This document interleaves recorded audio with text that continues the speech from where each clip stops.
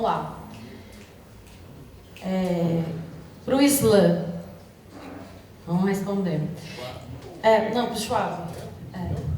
Quando eu disser a religião, qualquer um dos dois pode responder, tá? Vamos priorizar o jovem, mas o religioso pode fazer intervenções. Como um jovem pode e deve viver sua religiosidade sem ser considerado careta, entre aspas? Pergunta difícil. No tempo de hoje é muito mais fácil, eu acho. As meninas citaram da diversidade. Quem faz diversidade sabe que o conceito de diversidade e convivência é algo muito importante para a profissão da pessoa. Eu, como médico, vou ter que respeitar as religiões, as crenças, os sexos, as escolhas da vida das pessoas. Numa faculdade de medicina, ainda assim é difícil não ser careta no século XXI, porque eu não bebo, não posso agir conceitual, pegar a mulher antes de casar. Então é difícil para as pessoas. Acho que o único jeito de não ser careta é você assumir para você que você não é careta. Você está fazendo porque você acredita naquilo. Se as pessoas estão te apedrejando ou não, são outros 500. Então o único jeito não é pensar no que a pessoa pensa, sim no que te faz feliz. Se aquela prática te faz feliz, você não vai ser careta frente a ninguém. Essa é a minha resposta.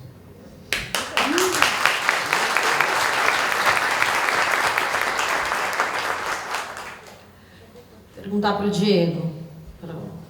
Juventude e prática religiosa são incompatíveis? São compatíveis. Elas caminham juntas.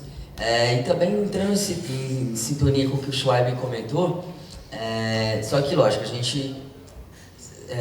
ele falou algumas coisas no viés da comunidade muçulmana. Não que o cristianismo também não tenha isso, né? Então, eu não vou ficar saindo por aí nas festas, ficar bêbado, louco, caído na rua. A gente tem que ter esse discernimento. O Islã ele já tem um preceito específico referente ao alcoolismo, né? Mas assim, eu sou uma pessoa que eu gosto muito de me divertir, ponto.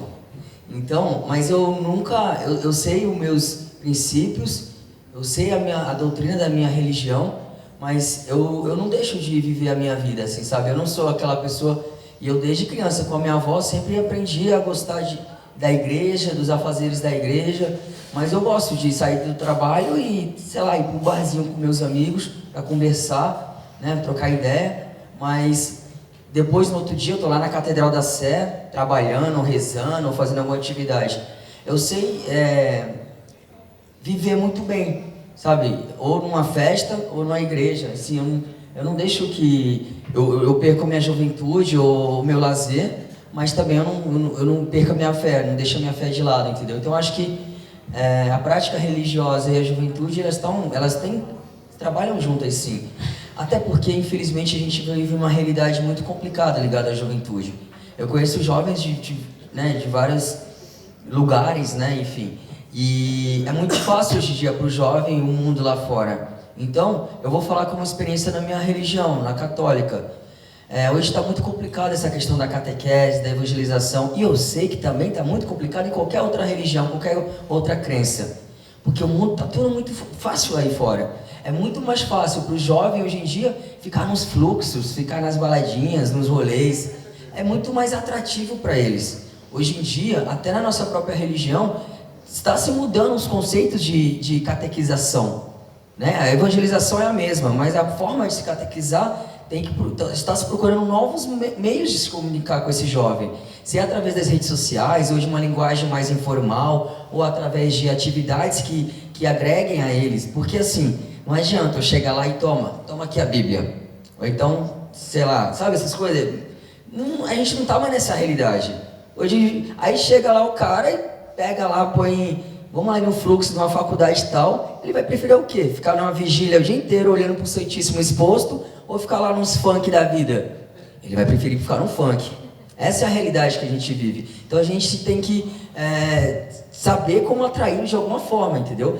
E eu acho que a melhor forma é através das nossas ações, do amor, sabe? A gente não é chegar lá com a camisa estampada, uma cruz grande no meu peito. É ser Jesus no meu dia a dia, nos meus atos, entendeu? É mostrar quem eu sou, minha convicção nos meus atos. Porque assim eles vão ser. Nossa, esse cara é diferente, né? Ele tá aqui com a gente, não olhei tudo, mas ele tem algumas atitudes que é diferente dos outros. Por quê? A partir daí, certamente o jovem vai querer se interessar. E o porquê que aquela pessoa é daquele jeito? Aí ela vai descobrir quem é aquela pessoa. Mas, ou seja, são meios que a gente tem para poder chegar neles. Não é na imposição, jamais.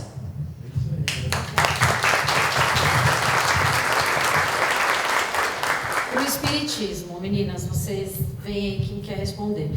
Buda, Jesus, Moisés, Maomé ainda são modernos? Suas mensagens ainda são atuais? Vamos dividir aí. Fica difícil assim com duas, né? Eles não são só atuais, como a gente tem que viver. Tem que viver o que eles pregaram aqui, né? Então, Moisés, Jesus, Buda, tudo isso deixaram grandes ensinamentos. Todos vieram com uma grande missão e acho que é o que a gente tem que seguir. A gente tem que seguir todos. Todos eles deixaram uma missão muito linda. E a gente tem que praticar o que cada um deixou de ensinamento. Então eles são sim atuais, eles são sim, estão sim no nosso dia a dia, e a gente tem que seguir o que eles deixaram, né? Mas na verdade eu acho que não é só uma questão de atualidade, é uma questão de você se identificar com aquilo que você quer seguir. Eu posso falar pela minha experiência daqui. Quando eu cheguei aqui, eu estava numa época que eu estava brigada com as religiões. Eu não estava seguindo nada, estava vivendo a minha vida, sim, sem fé, sem qualquer tipo de coisa, alguma coisa para seguir. E quando meu namorado me trouxe para cá, eu me identifiquei com a ideologia da casa. Eu me identifiquei com o que aqui é pregado e eu me identifiquei aqui com as coisas que são feitas. É a questão da diversidade, ninguém é igual ao outro e existem todas essas religiões para que elas sejam seguidas por quem queira segui-las, né? Até para quem não tem religião, né? Eu sou um grande exemplo disso. Antes de eu chegar aqui na Obreiros, eu não tinha religião. Sempre fui muito parte científica. E hoje, graças, assim, vendo todos os tipos de religião, hoje eu vejo que nós somos todas as religiões juntas, né? Então, o que prevalece é a ação ao próximo, é o amor ao próximo, é seguir o que cada um aqui que plantou aqui hoje, né? Então, pode ser ateu, o importante é seguir, é fazer bem ao próximo, é estar vestindo a camisa e levando aquilo que a gente aprende com todas as religiões, sem dependência nenhuma.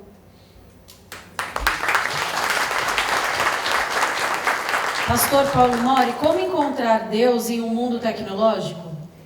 Que é o seu mundo da tecnologia.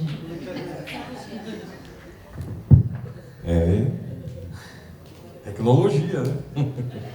Então, antes de responder, durante aqui as falas, falou-se sobre educação.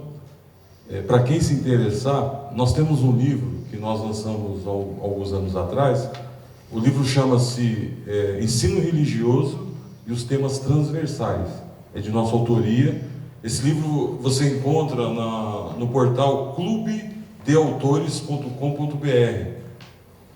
É um livro que trata, nós discorremos sobre as questões educacionais, de que forma isso pode ser benéfico dentro da educação, desde lá da primeira série, o ensino fundamental todo, o ensino médio.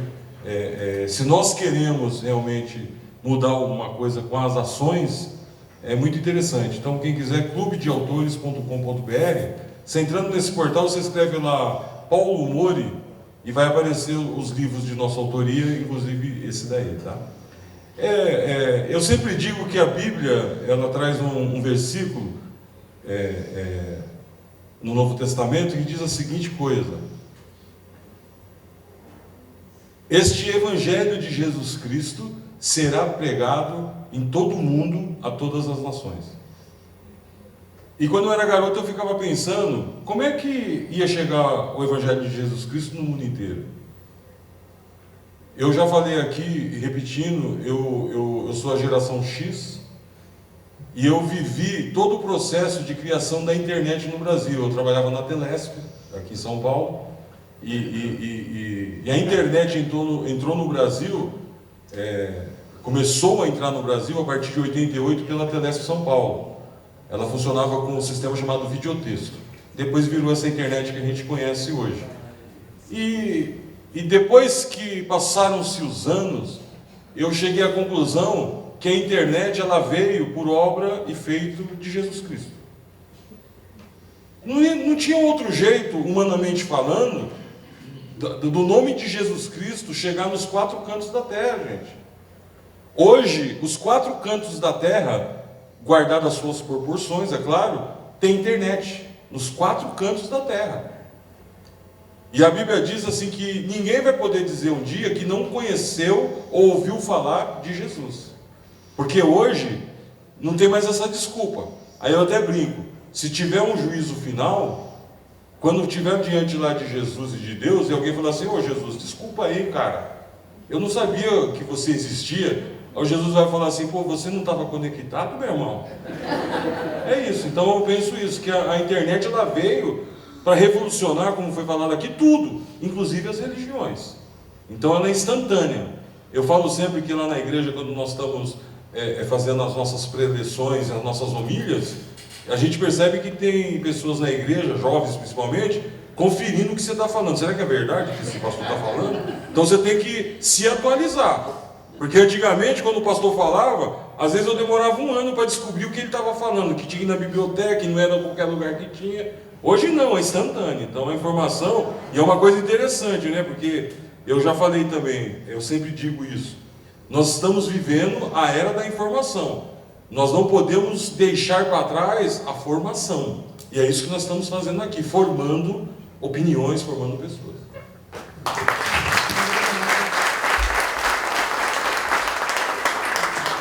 Para as meninas do Espiritismo.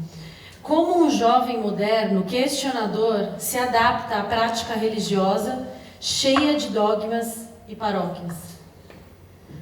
Bom, eu acho que é muito o que eu falei, quando a gente... Paradigmas, desculpa. Acho que é muito o que eu falei, quando a gente se identifica com alguma coisa, a gente faz por prazer, não importa as regras ou dogmas ou todas as descrições que tenham, a gente vai fazer aquilo porque a gente acredita. O que eu faço aqui é porque eu tenho vontade de fazer e cada vez eu quero fazer mais, porque a gente descobre uma causa, a gente descobre um porquê e, sei lá, por exemplo, o trabalho voluntário, entregar uma cesta básica, aquilo vira um prazer, ou então fazer as aulas do curso, cada vez mais... Eu, pelo menos, eu me identifico. Vão tirando dúvidas que eu tinha da minha cabeça. Então, é muito mais uma questão de você seguir o que acredita. Então, se torna uma coisa fácil. Eu acho que liga muito com a parte de agir por instinto, né? Agir por instinto da maneira de a gente não parar e pensar, por exemplo, igual você falou, trabalhos voluntários. Pô, morador de rua, que a gente está aqui fazendo todo dia. Agir por instinto, que eu digo, é você não parar e fazer assim, será que eu tenho que dar oi para esse morador de rua? É agir por instinto, agir por amor. Então, não pensar nisso, né? Naturalidade. É chegar e ir lá cumprimentar um morador de rua, conversar com ele. Cesta básica, a mesma coisa, que é um dos trabalhos que a gente faz aqui na casa. Então, eu acho que agir o amor naquilo que você acredita, igual a Bia comentou. Eu concordo total, assim. Eu acho que isso é o grande diferencial. Igual ele faz com os trabalhos voluntários deles. Se você acredita em uma coisa, segue em frente e vamos batalhar. E independente da religião que a gente seja, se a gente der as mãos e cada um fizer um pouquinho, a gente muda sim o mundo, muda sim as coisas que estão ao nosso redor. Então, eu acho que é agir com amor ao próximo sempre, e respeito principalmente. A religião católica. Fé e suas demonstrações num Deus único, justo e generoso é possível entre jovens que vivem intensamente nos dias de hoje? É possível ter fé, demonstrar essa fé dentro desse universo do jovem que é tudo acelerado, intenso? Essa pergunta vai muito de encontro daquilo que eu já comecei a explanar, mas eu posso complementar o que eu falei, falando que a questão da fé, o esmorecimento dela, está muito com os exemplos que a gente recebe no nosso dia a dia, principalmente em casa, na família. Eu voltando a falar, porque é a minha realidade, né, mas eu volto a dizer, uma realidade de todas as religiões, né, a família é a base de tudo, né, a evangelização primeira é na família, né, o exemplo. Eu respeito a opinião de todo mundo, mas eu sempre ouço algumas pessoas falarem assim: quando o meu filho crescer, ele vai decidir o que ele vai ser. Se ele quer ser, sei lá, evangélico, católico, muçulmano, espírita. Minha opinião. Meu filho, eu pretendo batizá-lo na igreja católica. Porque foi essa a minha fé, essa é a minha fé. Porque, como que a criança que está em desenvolvimento vai saber escolher ou não, né? Então, assim, eu acho que as religiões, elas são muito importantes para a sociedade. Não no sentido de colocar medo, de impor nada, mas no sentido de mostrar o amor, o bem no social, né? Então, assim, eu acho que essa questão da fé, o desmorecimento dela, principalmente entre os jovens, está muito ligado a isso. Uma pessoa, infelizmente, que não teve uma base de fé, né? Então, a gente vê muitos esvaziamentos nas igrejas, nos templos, nas mesquitas, nas sinagogas. Por quê? Não teve essa base na fé, e até mesmo, talvez, não sei, não arrumando culpados, mas, por exemplo, na igreja católica, a gente tem muito lá, a criança entra lá na catequese, faz a primeira comunhão, depois tem um distanciamento, volta, e quando volta para fazer uma crisma, depois distancia totalmente, não volta mais, não se tem um grupo de jovens, ou volta só quando, sabe, dói a barriga, ou seja, tá com problema espiritual e recorre a Deus, e aí começa a sentir a necessidade de voltar para a igreja. Isso é tão normal nas pessoas, eu mesmo, entre os jovens tem muito isso, a gente tem aquela lacuna, aquele buraco entre a crisma e você voltar para a igreja, para o grupo de jovens ou não. Então, assim, mas lógico, tudo isso poderia ter sido trabalhado ou não, e também vai de cada um do seu tempo, com a questão de você estar junto nessa questão da evangelização, sabe? Tanto na igreja como na família. Mas a base de tudo é a família, entendeu? É o exemplo que você tem em casa. Se os pais levam os filhos para a criança para a igreja, eles já vão crescendo com essa cultura. Eles já vão amando aquilo. Então não tem por que eles se distanciarem. Tá sempre acompanhando a vida religiosa daquele filho. E é muito importante para ele ter esse desenvolvimento no mundo, para se lidar com as pessoas, né? Fábio, existe preconceito em relação ao jovem religioso? Qual tipo de jovem? Qualquer um? Qualquer um. Mas pode falar Pode. Da sua religião. Claro. Não só na minha, mas em todas. Preconceito não só na religião, né? No modo de pensar da pessoa. Se aquela pessoa não pensa igual a mim, eu já me afasto dela. É um instinto natural da pessoa. Antes de falar com ela, eu vou pela feição dela. O ser humano, quando olha para a cara do outro, ele vai com a cara, não tem como negar isso. Antes de conhecer, se eu não vou com a cara da pessoa, eu não vou abrir nem conversa com ela. Quem dirá das crenças e escolhas dela para a vida? Na minha religião, graças a Deus, no Brasil, eu nunca sofri nenhum tipo de impedimento de prática, ou preconceito, ou violência. Mas conheço pessoas próximas a mim que sofreram, mas um grande mal disso chama ignorância. A gente estava conversando agora em cima, né? E o pastor Mori falou também que hoje não tem desculpa para a pessoa ser ignorante. Ouvi uma fake news de que os muçulmanos se explodem por conta de Deus. A pessoa não teve nem a acurácia ou a curiosidade de pegar na internet e ver o que é o Islã. Né? Então eu acho que essas fake news e essas má propagações, elas dão, na verdade, um marketing para nós. Porque quem realmente é esclarecido, ele, poxa, será que é verdade isso? É uma religião, a religião não prega isso. Ele abre a internet, pesquisa, se informa e o preconceito acaba. Então, tudo é base da ignorância. A pessoa que não é ignorante não tem preconceitos. E quando tem, ela tem que esclarecer depois. Acho que é isso. Não só a minha, acho que em todas as religiões é assim.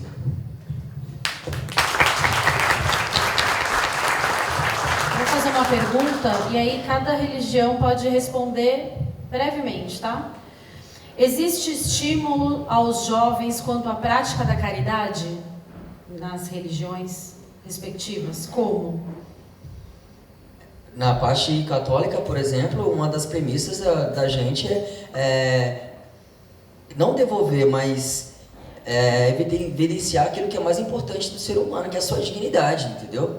A gente tem que ser misericordioso como um pai é misericordioso, né? Então, são várias iniciativas que tem, por exemplo, na Igreja Católica. Ano retrasado, por exemplo, toda a Igreja Católica no mundo viveu o ano da misericórdia, né? Onde a gente voltou a olhar para aquelas pessoas que clamam por misericórdia em todas as esferas da sociedade.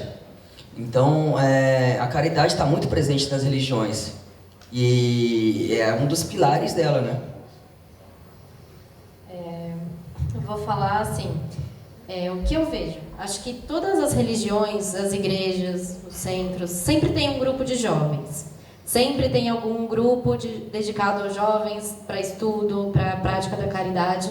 Mas eu acho que ainda falta um pouco de estímulo e divulgação. Porque assim, o que atrai o jovem? Bagunça. Então, por exemplo, aqui a gente tem o Jota. São eventos diferentes todos os sábados e eu, pelo menos, eu não entraria em algum lugar para fazer sempre a mesma coisa. Eu não gosto de mesmice, mas varia de pessoa para pessoa. Às vezes, se uma pessoa quer se dedicar a uma atividade a todo sábado, ela vai lá e faz. Mas eu acho que ainda falta um pouco, sim, de estímulo, de divulgação. Eu acho que cada instituição que tenha um grupo de jovens dedicado, falta divulgar mais e estudar mais formas de atrair. Eu acho que é isso. Então,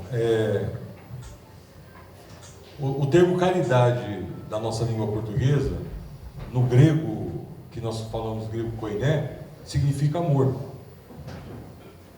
Então, assim, a Bíblia Sagrada e o próprio Jesus, ele era o amor em pessoa. Então, todos os seres humanos, independente da idade, da cor, da raça, ele naturalmente teria que ser uma pessoa caridosa, ou uma pessoa que dispense ou transmita amor. As grandes questões que eu vejo no dia a dia hoje, principalmente da juventude, de uma forma geral eu estou falando isso, é o que nós falamos aqui hoje. A dinâmica do dia a dia tem mudado isso. Nas nossas igrejas, na época que eu era jovem, existia um empenho maior dos jovens da minha época na prestação de serviço de caridade nas igrejas. Mas a dinâmica das gerações vão mudando de uma forma que, não porque eles não queiram, mas as atribuições começam a ser outras, e isso, de certa forma, diminui um pouco essa contribuição. Aí somente aqueles realmente que excedem um pouco essa questão, que se dedicam a fazer esse trabalho. E uma coisa interessante que foi falado aqui, hoje o mundo corporativo, se você entra lá no LinkedIn, que é uma rede social voltada para emprego, uma das principais coisas que perguntam é isso: você faz algum trabalho voluntário? Então, o voluntariado hoje está crescendo em todos os sentidos, porque as pessoas estão vendo que isso é importante. Foi o que a Cláudia falou aqui, que eu acho que é realmente isso. Nós temos que nos envolver de alguma forma nesse trabalho de voluntariado para fazer algum tipo de caridade, porque você só faz caridade se você é voluntário. O meu falecido pai, ele falava a seguinte coisa: meu filho, um favor, ele era japonês, ele falava assim: um favor, quando alguém te faz um favor, não tem dinheiro que pague. Então, quando você for pedir um favor a alguém, você pense bem antes de pedir um favor, porque não tem dinheiro que pague favor. Favor só se paga com outro favor. Aí eu vou interpretar que caridade se paga com caridade. Então, assim, para terminar, eu faço um trabalho voluntário há muitos anos, independente de ser pastor, com pessoas que consomem entorpecentes. Às vezes as pessoas me perguntam: você ganha alguma coisa para fazer isso? Não, eu nunca fui um dependente químico. Mas assim, eu conheci tanta gente na minha época de juventude que se foram cedo por conta disso, que quando eu conquistei a minha liberdade profissional, eu falei, eu preciso, além do trabalho da igreja, eu falei, eu preciso fazer mais alguma coisa que possa de alguma forma ajudar essa garotada, essa rapaziada e até os velhos. Porque hoje, a última estatística da Unifesp, o número de pessoas dependentes químicas na terceira idade aumentou consideravelmente no Brasil. Hoje nós estamos fazendo um trabalho mais voltado para as pessoas da terceira idade. Então, acho que isso que é caridade. É você fazer alguma coisa sem esperar outra coisa. É fazer por amor mesmo. Então, acho que é isso, a caridade.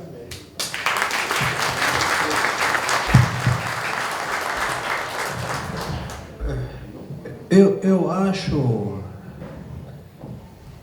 Eu vou ser franco. Porque mudança exige franqueza, né? As religiões, tá, não vou falar de outras, da minha, mas outras também vivem a mesma coisa, porque eu conheço, eu convivo, né? Não estou chutando. As religiões estão vivendo em uma crise muito árdua, muito profunda, muito perigosa. Se tudo bem, em primeiro lugar, para os jovens, porque as igrejas, as mesquitas, as sinagogas sempre estão preocupadas com os jovens. Sempre tem que resgatar os jovens, sempre, porque alguma coisa está errada. Porque os jovens estão achando eles nos mercados, nos shoppings, mais do que nos templos. Então, não é tudo bem, infelizmente. Eu falo da minha religião, não é tudo bem. Os jovens estão fugindo das mesquitas. Por quê? Aqui é o X da questão. Você passa na igreja Sé durante o dia, durante a semana, vazia, tomada pelas outras pessoas. Passa durante a semana em tal sinagoga, vazia. Na mesquita de São Paulo, vazia. Daqui a pouco vão se tornar museus. Daqui a pouco. Os frequentadores dos templos hoje em dia são, desculpe falar, as pessoas que têm mais experiência. Não vou falar os velhos. Né? Por que será? Então, aqui tem que saber por quê. Agora, na questão da caridade, caridade mostra quem você é. Mostra quem você é. Quem você é. Agora, vou separar entre teórica e a prática. A religião islâmica, teoricamente, incentiva extremamente para a prática da caridade para todas as faixas etárias da idade. Incentivo. Agora, na prática, infelizmente, não está sendo bem assim. Se a minha mesquita precisa de uma ajuda, se o meu vizinho precisa de uma ajuda, quem vai ajudar? Geralmente os velhos. Geralmente os velhos. Quem procura? Porque o jovem Zé, né? Jovem Zé, como meu filho falou, fechado. Não vai procurar quem do vizinho, fulano está precisando. Infelizmente, isso que está acontecendo hoje em dia. A caridade precisa ser praticada, não é, como chama, a força. Não. Por amor. Eu vou dar exemplo. Acho que meu filho não lembra, mas eu vou lembrar ele. Quando era ainda criança na mesquita de São Miguel, dirigir a mesquita São Miguel. Até na mesquita de Tautupe, onde a gente vive, de vez em quando estou bem financeiramente, dava para ele, como ele aluno ainda não ganha, coitado, né? Tem que sustentar ele ainda, né? Dava dinheiro para ele, falava para ele, coloca isso na mesquita. Ele falava, pai, coloca você. Não, coloca você. Eu já coloquei várias vezes, mas coloca você. Então, quer dizer, o jovem precisa de um modelo em todas as religiões. Infelizmente, nós não temos este modelo. Vamos criar este modelo. E se Deus quiser, vamos ter este modelo para conseguir transformar este mundo, meu mundo, cada vez melhor.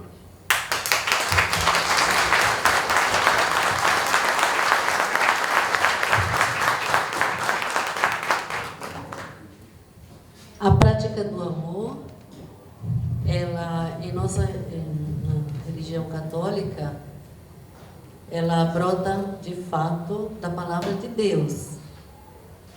Assim como Deus se revelou a um povo concreto, e esse povo correspondeu de modo prático a essa fé, essa adesão a Deus.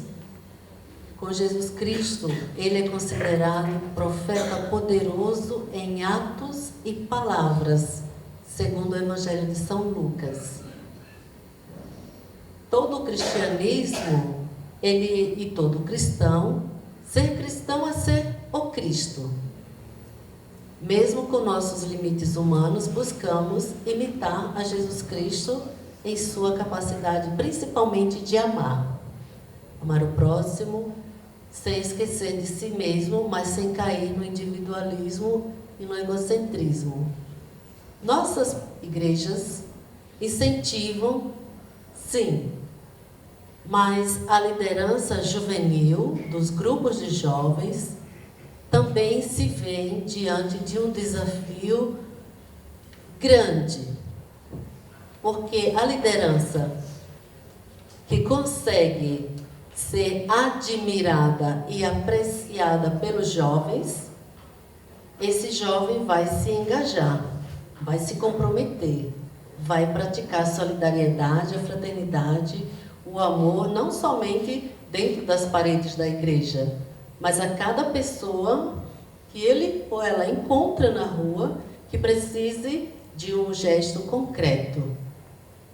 Não se trata aqui agora de falar, porque o amor em si, ele é abstrato. O amor requer uma prática concreta. Agora, diante do desafio cultural e a complexidade que se tornou o mundo atual, um mundo cercado de realidades que ameaçam a própria vida do jovem. Rouba a esperança do jovem.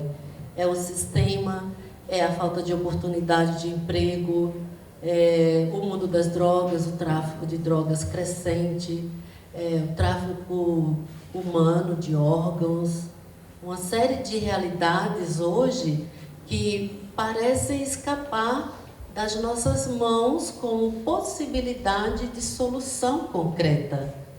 Parece que estamos diante de algo inatingível como solução. Tentamos pegar para solucionar o problema, mas parece que o problema tornou-se maior do que nós. E não só maior do que o indivíduo, maior do que o próprio sistema.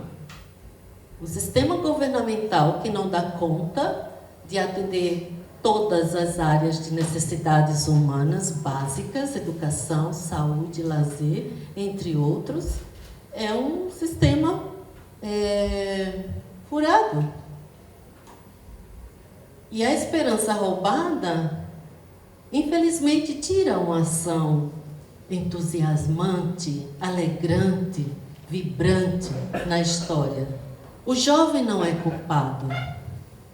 O papel de cada um de nós fiéis é dar suporte ao jovem, acreditar nele, que ele é capaz tem força, tem espiritualidade, garra para enfrentar esse mundo tão desumano, desumanizante, pessoas que parecem nem mais agir humanamente. Isso é assustador. Isso deve assustar muito a juventude nossa. Não somente assustar, mas ele recua da realidade por medo disso, engoli-lo, destruí-lo, levá-lo ao suicídio. Quantos casos de suicídio hoje na juventude? A igreja, o coletivo, todos nós precisamos mais do que nunca dar as mãos, nos dar as mãos para tentar barrar, solucionar. É muito difícil e complexo, mas barrar de alguma forma. Precisamos pensar de acordo com a realidade, pensar de modo complexo.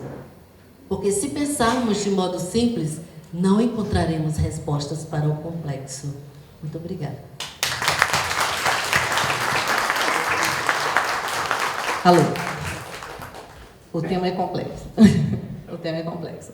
Mas existe uma teoria em sistemas que fala que as grandes mudanças elas são feitas a partir de pequenas cristalizações. É assim que todas as coisas são alteradas. Eu acho que a grande questão nossa é, primeiro, obviamente, todo mundo lidera pelo exemplo. Então, as pessoas que têm uma família mais estruturada têm um exemplo mais estruturado. Mesmo que passe por um momento na sua vida, dá uma escorregada, mas volta. Porque a base foi plantada na raiz. Agora, a questão é como é que nós vamos angariar todos os outros espíritos que estão aqui vivendo sem ter a mesma base. Porque a mudança vai depender disso. A primeira coisa, eu acho que a gente precisa restabelecer dentro de nós o ponto verdadeiro da fé. Porque nós só transmitimos para o outro aquilo que nós temos verdadeiramente ancorado dentro de nós. Entender que fé é essa. Não uma fé teórica, isolada, mas aquilo que realmente rege 24 horas por dia a minha vida. Os meus atos, os meus pensamentos e obras. E aí a gente realmente vai ser o exemplo para aqueles que eventualmente nos vêm passar uma vez por semana e podem colher ali alguma coisa diferente. Essa esperança e depositar a fé na potencialidade de cada alma infinita de recuperar-se, esse é o nosso trabalho. Porque todos os seres são almas infinitas, todos são seres em progressão. Todos nós, para aqueles que temos a crença de várias vidas, através de um monte de vidas passamos por etapas de aprendizado. Então, aquela condição negativa que eu me encontro agora é apenas momentânea e ela pode ser revertida. Mesmo nos casos onde a gente creia numa só vida, ainda assim ela é momentânea e pode ser revertida, mas ela vai depender que a gente crie centros saudáveis, transparentes e verdadeiros de recuperação. Quando eu falo recuperação, e eu falo com muito respeito, eu não falo especificamente de doutrina. Eu falo de nós sermos um exemplo verdadeiro de fé, de transparência e comunicação. Porque às vezes eu fico imaginando que para os jovens o que falta é uma boa comunicação. Quando nós nos colocamos desde um local muito isolado, muito distante e com um princípio muito dogmático, nós afastamos essa geração que não compra os dogmas. Eles têm uma dificuldade de comprar os dogmas. Então, o que a gente precisa é estabelecer uma comunicação verdadeira, porque isso aqui é coração humano para coração humano. Vamos derrubar tudo de falso que tem no meio do caminho. Do coração para o coração, a gente se comunica com todas as pessoas, mesmo que a pessoa esteja passando no seu abismo de dor. Nós temos esse poder de comunicação. E a partir desse poder, nós transmitiremos a essa pessoa possibilidades novas para que ela possa crer no seu próprio projeto. Não é assim que a gente se levanta quando a gente cai, gente? A gente só levanta quando a gente acredita no próprio projeto. Então, eu acho que desde uma comunicação mais moderna, mais atualizada, transparente, não dogmática, e não vinculada ao aspecto dogmático de cada uma das nossas fontes, digamos assim, doutrinadas, mas transmitindo o fundo de compaixão que existe em todas elas, nós sim podemos comunicar. E vamos comunicar para aqueles que talvez não tenham tido nessa vida a mesma base que a gente, por sorte, possa ter tido.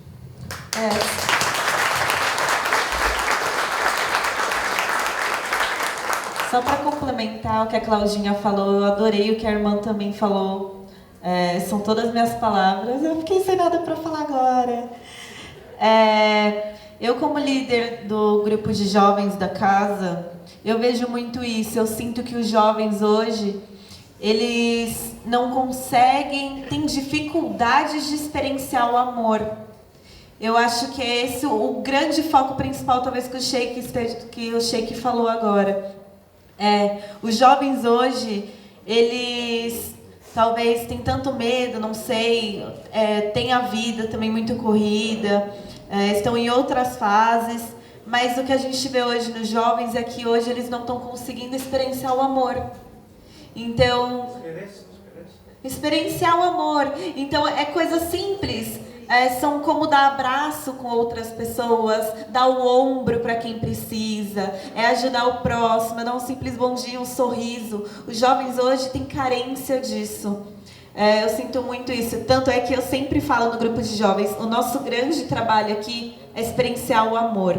Como a ferramenta que pelo menos eu uso no grupo é através da caridade. Eu acho que não tem outra coisa melhor do que começar a mudar a visão dele. Então, experienciar o amor mudando a visão dele, de como ele vê o mundo hoje. Eu acho que a gente tem que trabalhar isso nos jovens.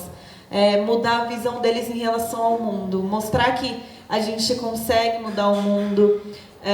Mostrar que existe sim amor ainda no mundo. Acho que a gente tem que tentar trazer essa essência a todas as religiões. Eu acho que esse é o grande trabalho. Não é fácil, mas eu acho que é possível sim a gente conseguir trazer os jovens para experienciar mais o amor ao próximo, o amor com o mundo. Eu acho que é esse o foco principal.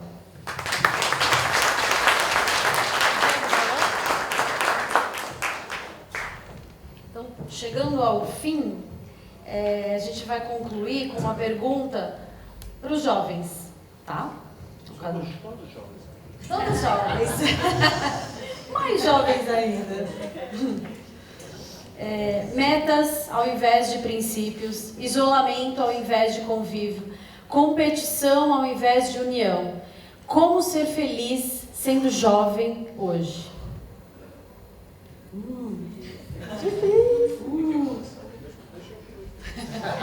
Eu também quero ficar por último dessa vez. Olha, por questão de como chama? Cavaleiro. Mulheres? Igualdade?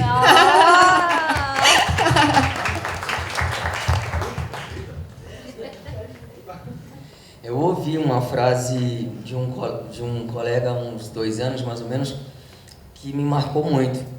E não sei se foi radical demais, mas é para se refletir. O jovem é útil para o mundo enquanto ele é jovem.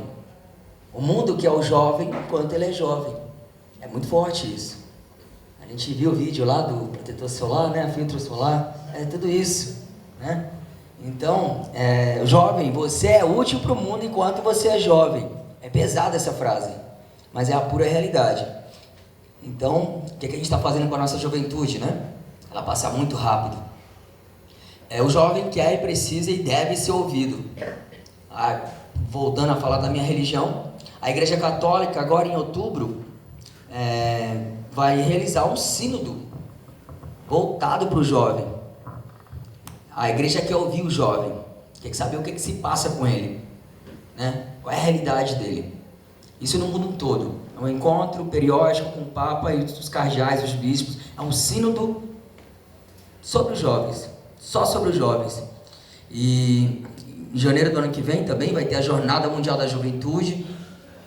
Então, assim, a Igreja Católica, ela está, nos próximos anos, totalmente voltada para a juventude. Mas é justamente nessa questão que a gente tem falado até agora.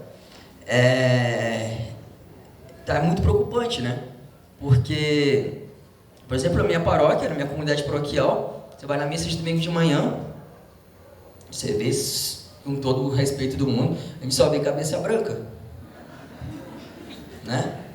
Cadê os jovens? Onde eles estão? Estão dormindo depois de uma noitada? Estão onde? Né? E assim, não precisa nem falar, ninguém é de eterno nesse mundo, né? A gente vai passar, a igreja vai continuar. Tem um negócio daquele padre, o padre vai passar, a igreja vai continuar. né? Então, mas não gosto daquela senhora, não deixa eu fazer nada, nenhum encontro, nenhuma atividade. Ela vai passar, a igreja vai continuar. Mais ainda, você vai ter que estar lá, porque ela vai passar primeiro que você, teoricamente. Então, cadê? Precisa a renovação.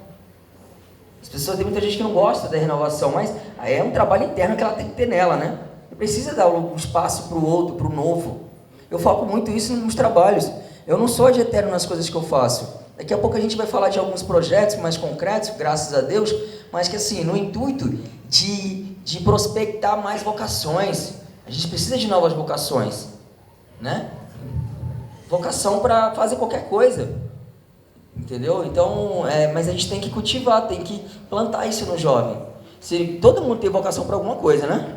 Mas se não dá espaço, não ouve, que a gente pode trabalhar daquele jovem, como que ele vai poder trabalhar, né?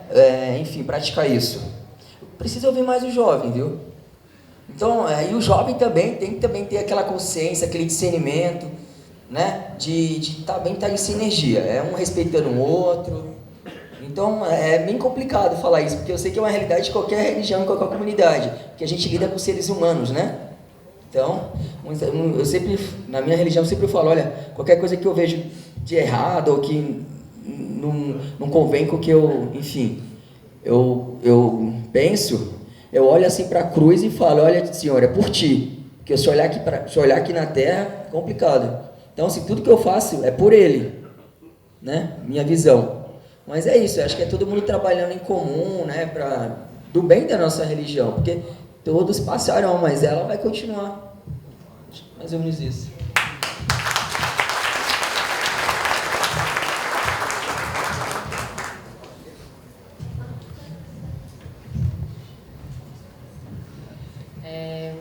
Ser feliz hoje em dia é difícil, para todos, não só para o jovem, mas o jovem, assim, eu acho que sofre muito, porque já é uma fase complicada, é um misto de emoções, é uma fase onde você tem que deixar de ser criança, você está tentando ser adulto, mas você é controlado pelos pais, pela escola, é super limitado, e muitas vezes a gente é reprimido. Não tem liberdade, muitas vezes a gente é controlado demais, a gente, é uma fase de autodescoberta, mas que precisa de dedicação, apoio e, principalmente, informação. Eu acho que hoje a gente tem muito mais informação e muitos meios de conseguir informação, mas acho que também falta uma parceria dos pais, da escola, de todo esse ciclo que o jovem vive, porque ele é perdido. Essa fase, assim, dos 12 aos 18, 20, 24 anos, é uma fase onde a gente está perdido, onde a gente tem que descobrir o que fazer de faculdade, o que escolher de profissão, a se inserir no meio social, a ter liberdade dos pais, mas é muito louco e a gente sofre muito nesse meio tempo, mas só é chamado de rebelde. Ao mesmo tempo que esperam que a gente se expresse, a gente não tem essa liberdade de expressão. Então, acho que falta um apoio e uma maior dedicação aos jovens, para a gente poder ser ouvido, para a gente poder ser respeitado, não ser visto só como rebelde que está querendo causar no mundo, se impor e coisas do tipo. Acho que a gente só precisa de mais respeito mesmo. É isso, gente.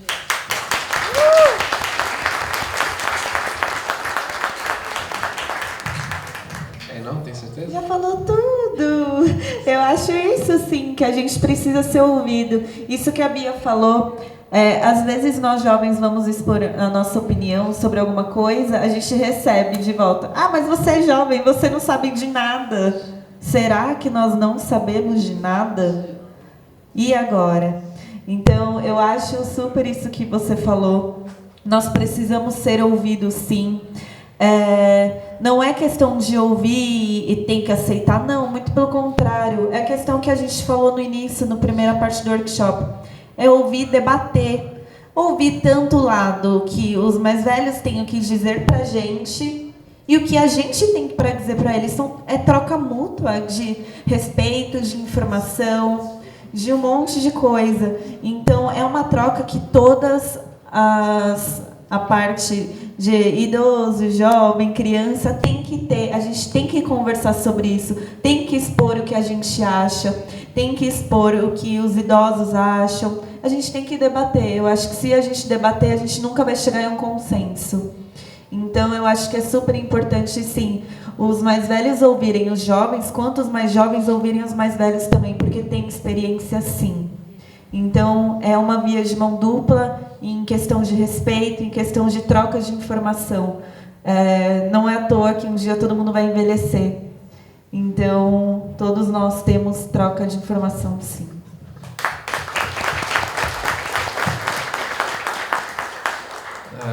Vou interagir com o tema, né? Quem frequenta os templos são velhos. Quantas pessoas aqui têm abaixo de 30 anos? Levanta a mão, por favor. É pelo RG, não pelo espírito. Tá? Abaixo de 30 anos. São minorias mesmo. Né? Qualquer templo, qualquer lugar. E aqui é um templo plural, né? Então não é só uma doutrina que é praticada, como na igreja evangélica, na mesquita, na igreja católica. Aqui são várias doutrinas praticadas, mesmo assim os jovens são poucos. A gente tem que entender que a cobrança no jovem não pode parar, mas não pode ser tão intensa. A gente falou da geração Z. Não tem como mudar o cara que foi criado no mundo dele, e sim acessar ele. Repete para mim a pergunta, por favor, Rafa. Peraí. Achei. Metas ao invés de princípios. Boa. Isolamento ao invés de convívio. Competição ao invés de união. Como ser feliz sendo jovem hoje? O isolamento quem fez foi os próprios templos. A gente quer que o jovem, o templo é um lugar físico. Eu lembro que tem um versículo, até uma canção,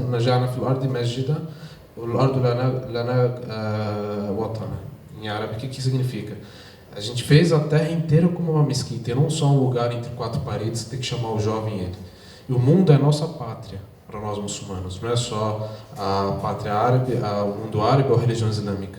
Se o jovem está isolado no mundo dele, eu não vou criticar ele. Eu coloquei a opção, critiquei, você está fechado no mundo. Porque a igreja ou a mesquita não vai na casa do jovem. Né? Não precisa falar para ele, meu caro amigo, sabe que Deus existe, você não pode fumar, não pode beber, não pode praticar adultério, você tem que vir para a mesquita, que você tem um trabalho social, você é obrigado, você é obrigado, você é obrigado. Garoto de 18 anos, obrigado a quê? Não sei de nada disso não quero nem saber, velho. Vou chegar na mesquita, vou começar a distribuir cesta básica e amanhã tem prova de matemática. Então a gente não acessa o jovem, a gente isolou ele. Isso é uma falha dos templos.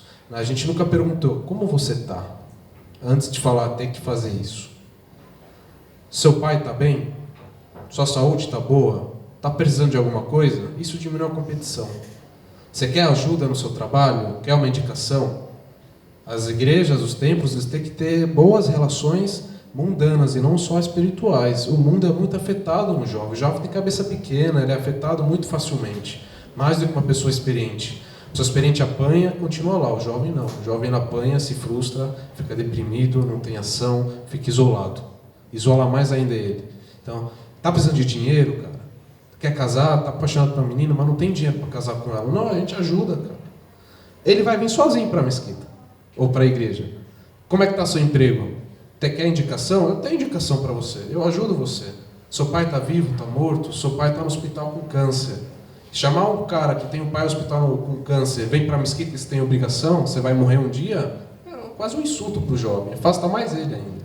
Então a gente tem que praticar a caridade antes da religião. Isso chama, o profeta Muhammad, antes de ele chamar as pessoas para a religião, ele era caridoso. 40 anos sem a mensagem, ele serviu como exemplo sem ser religioso, sem falar nada de Deus. Então tenha ato antes da prática religiosa. E o jovem vai vir sozinho. Eu acho que essa é a minha opinião. Muito obrigado.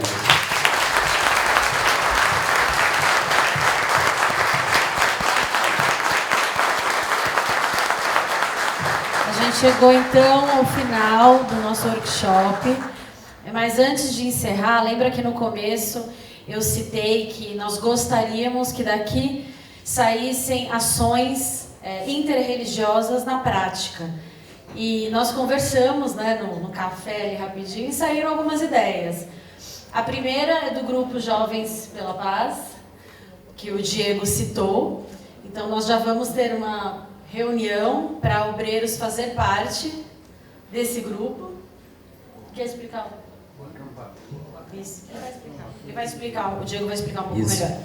Primeiro, a gente não precisa nem citar, né, da importância do diálogo interreligioso, né, e especialmente entre os jovens, que são o futuro das religiões, ponto. Então, é importante o jovem estar dialogando com o outro, né, para construir um mundo mais unido, mais justo, mais fraterno. E esse grupo Jovens pela Paz também está justamente para isso, para transformar o mundo, a realidade que ele está hoje em dia. E aí a gente conversou e a gente já trocou contatos para que o instituto de vocês, né, façam parte também conosco das atividades concretas.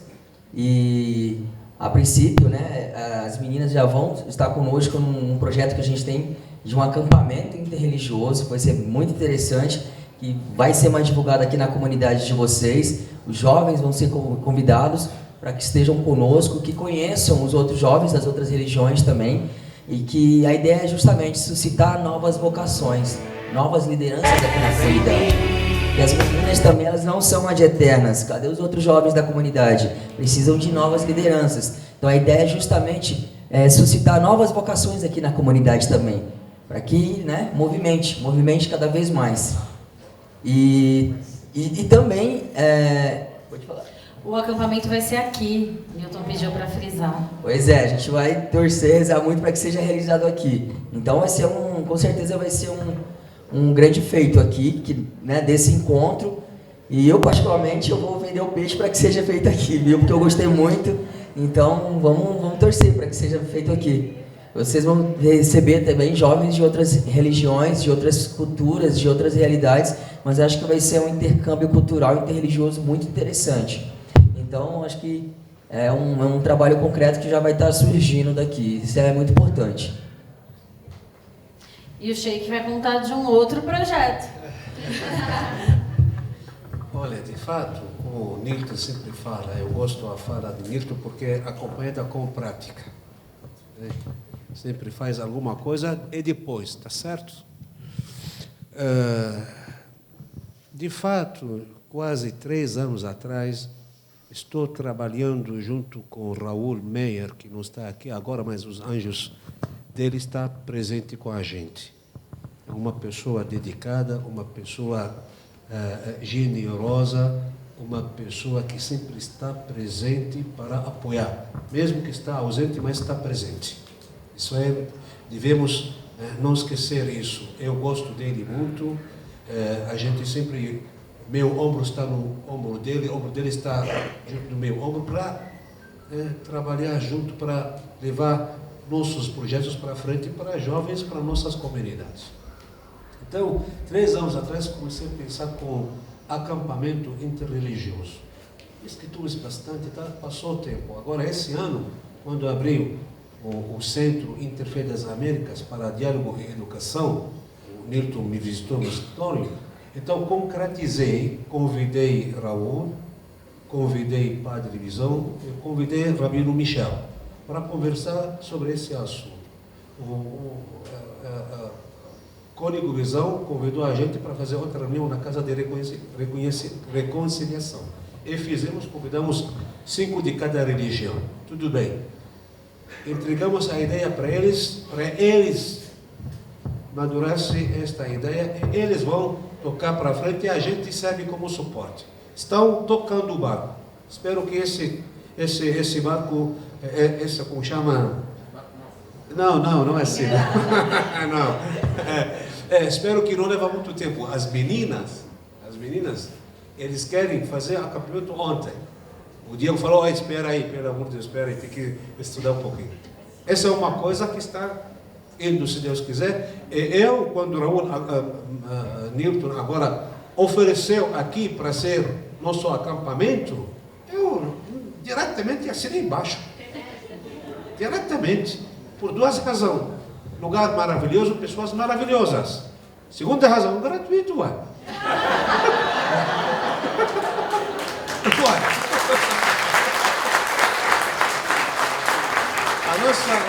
A nossa dificuldade era o quê? Como espaço, pagamento, não sei o que. Então, cada um traz cesta básica, acabou, ué. 30, 40 cesta básica, já. Essa coisa. Outra coisa, eu iniciei um projeto 7 anos atrás, chama Famílias pela Paz. Judaicas, cristã, muçulmana. Não deu certo. Tudo bem. Não me entreguei. Aí criei outra ideia, outro grupo, outro projeto. Senhoras pela Paz, cristã, muçulmana, judaica. Ainda este grupo ainda está trabalhando, mas está pegando o lado comercial. Queremos resgatar. Eu vou deixar contato desse grupo com você, vou falar com o líder do grupo para te convidar, para de repente a gente resgata e para fazer como ele falou, fazer um workshop aqui sobre trabalho das mulheres pela paz. Isso é muito importante. Quer dizer, nossas ideias estão sendo realizadas, graças a Deus. Uma vez, meu filho acabou de dizer sobre as mesquitas, não sei o que, felicidade. Posso falar uma coisa? Pode? Ou já terminando o tempo? Pode mesmo? Vou falar em peito. Posso falar? Vou, juro por Deus. Juro por Deus. Ser feliz, viver estes momentos felizes. Hoje, agora, estou muito feliz para estar entre vocês. Ser feliz não significa que não vai ter na tua vida momentos tristes. Mas ser feliz, lembrar momentos felizes, é esquecer momentos tristes. Eu vi na Índia, tristeza, miséria, me rodeia em todos os lados, mas era feliz. Juro por Deus. Não vê? Era feliz. Todo santo dia passava na minha frente uma pessoa carregava cobras para brincar com cobras para ganhar a vida dele. Todo santo dia, não é de manhã, da tardezinha, convidava ele na minha varanda para fazer show de cobras e pagava para ele alguma coisa. Saí da minha casa chorando, feliz. Esse é feliz, era feliz. Lembro esses momentos. Fiz acidente na Índia, entrei no hospital, fiquei longe da faculdade, não sei o quê. Momentos muito tristes, mas eu não lembro. Nunca citei isso para o meu filho, para a minha família. Eu só lembro coisas felizes. Ser feliz não pode ser entregado, não pode desistir da felicidade. Ser feliz significa você tem projeto. Ser feliz significa você aliado com Deus. Ser feliz significa pratica a tua religiosidade. Ser feliz pratica a caridade. Ser feliz pratica a tua união. Ser feliz aproxima com outros. Assim você pode ser feliz. Então, vive momentos felizes e esquece momentos de tristeza. Assim, toda a vida você vai ficar feliz e toda a vida você vai ficar jovem. Isso mesmo. Vou pedir para todos se levantarem para bater palmas. Obrigada.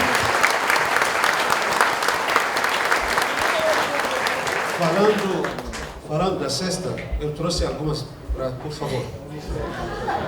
Rafaela, antes de vocês saírem,